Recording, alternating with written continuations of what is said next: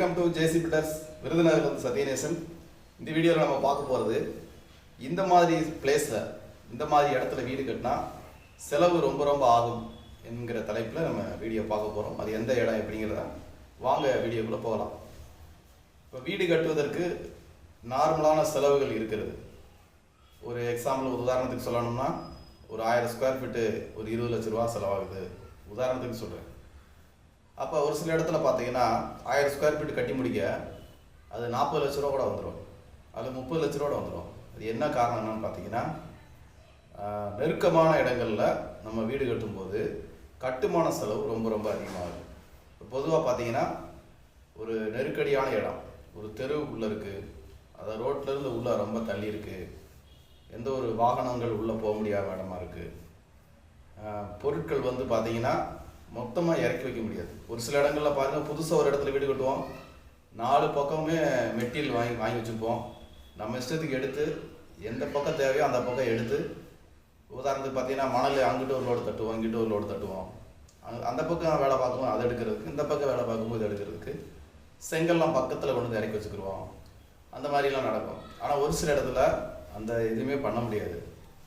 சுற்றிலும் வீடு இருக்கும், தெருவுமே வந்து ஒரு டாடா ஏசி போகிற மாதிரி தான் இருக்கும்.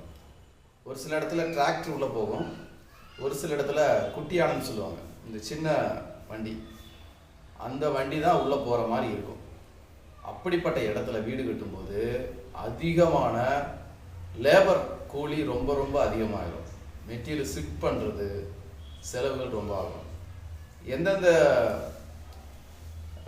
பொருட்களினாலும் எந்தெந்த விதத்தில் நமக்கு செலவுகள் கூடும் அப்படின்னு பார்த்தீங்கன்னா, போர்லேருந்து கூட நம்ம சொல்லலாம். உதாரணத்துக்கு நம்ம இங்கே போர் போடுறீங்க அப்படின்னா, நார்மலாக வந்து ஒரு 250 அடி போடுறீங்க அப்படின்னா, ஒரு சில இடத்துல 400 அடி 500 அடி போடும்போது அதனுடைய சார்ஜஸ் அதிகமாகும்.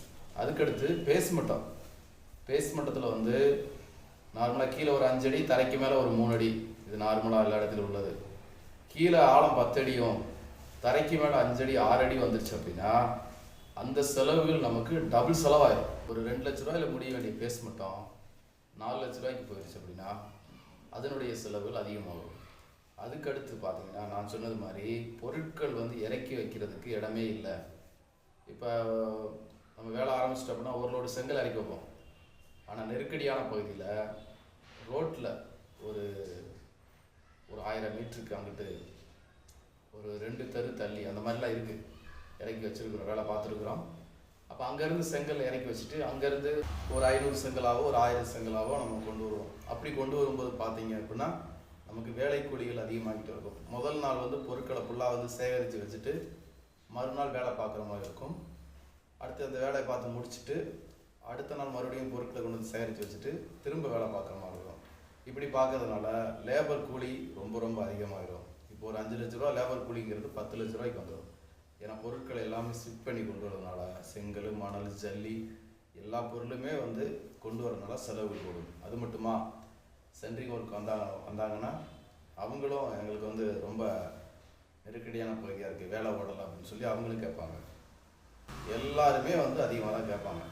ஏன்னா வந்து எல்லாருமே வேலைக்கு வந்திருக்கிறாங்க, அவங்களுக்கு நினச்ச மாதிரி வேலை நடக்காது. அதாவது இட வசதிகள் நெருக்கடி இல்லாமல் இருந்தால் அவங்களுக்கு சீக்கிரமாக வேலை நடக்கும். எல்லாத்துக்குமே வழி இல்லை அப்படின்னு என்ன செய்ய முடியும்? அப்போ எல்லா கூலிகளும் வந்து அதிகமாகிடும். மெட்டீரியல் கொண்டு வர்ற கூலியும் வேலை கூலியும் அதிகமாகிறதுனால 20 லட்ச ரூபாயில் முடிய வேண்டிய வேலை 30 லட்ச ரூபா. ஒரு வீடு இங்கே அப்படி தான் நாங்கள் முடித்தோம். வேறு வழி இல்லை, இந்த இடத்துல வீடு கட்டி ஆகணும், பொருட்களை கொண்டு வந்து சேகரித்தே ஆகணும். பக்கத்தில் எங்கேயும் இறக்கி வைக்க முடியாது, நம்ம வீட்டு முன்னாடி தான் வைக்கிற மாதிரி இருக்கும். பக்கத்து வீட்டுக்கு முன்னாடி இறக்கி வைக்க சம்மதிக்க மாட்டாங்க, பக்கத்து வீட்டு முன்னாடி மணல் தட்டுவதற்கு சம்மதிக்க மாட்டாங்க. அதனால் யாரையும் டிஸ்டர்ப் பண்ணாதபடிக்கு நம்ம பண்ணணும் அப்படின்னா இந்த மாதிரி விஷயங்கள்லாம் இருக்குது.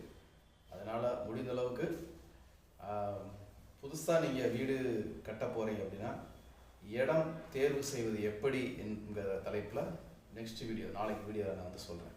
இடம் வந்து எப்படி இடத்த நம்ம தேர்வு பண்ணி நம்ம வீடு கட்டணுங்கிறத நான் நாளைக்கு வீடியோவில் சொல்கிறேன். ஓகே, இந்த வீடியோ குறித்து உங்களுடைய கருத்துக்களை மறக்காமல் தெரிவிங்க. இப்போ தான் நம்மளுடைய சேனல் நீங்கள் முத பார்க்குறீங்க, சப்ஸ்கிரைப் பண்ணிக்கோங்க.